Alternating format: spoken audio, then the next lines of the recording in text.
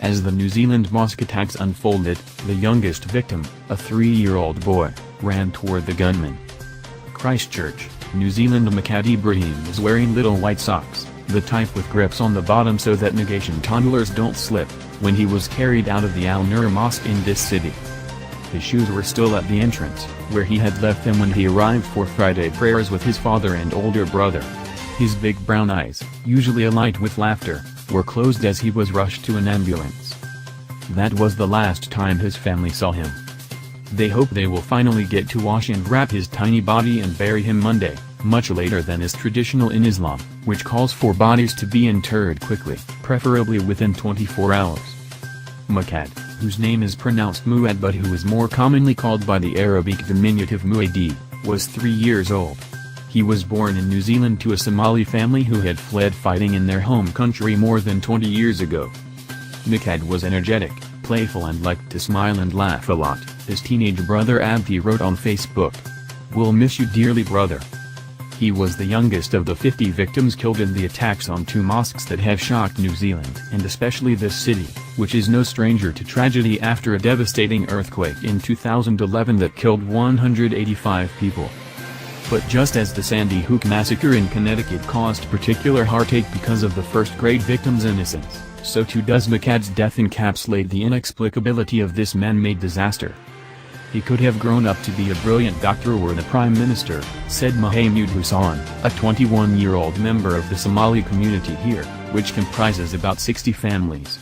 He shook his head, an expression of the common refrain after all mass shootings, "Why?" Mucad's father, Mucad Ibrahim, had collected him about noon to take him to Friday prayers at the mosque, as usual. After prayers, the young man often went to play soccer in Hagley Park across the road, and Mucad often went with Abdi.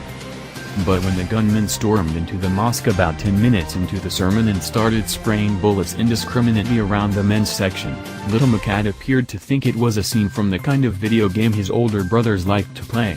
He ran toward the gunman, Hassan said. Amid the chaos, his father and brother ran in different directions. After the carnage ended, a worshipper carried Mucad to the arriving medics.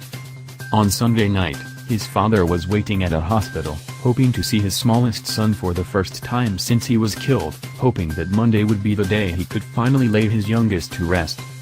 "Verily we belong to God and to Him we shall return. We'll miss you dearly, brother," Abdi wrote. There is some frustration among families at the length of time it is taking authorities to release the bodies. Prime Minister Jacinda Ardern said during a news conference Sunday that a few bodies would be returned to their families that night and that she hoped all would be returned by Wednesday. "Just give us back the bodies," one woman yelled at the TV screen Sunday afternoon as members of the local Indonesian community gathered to support the family of Lilik Abdulhamid, an engineer for Air New Zealand who was killed in the attacks.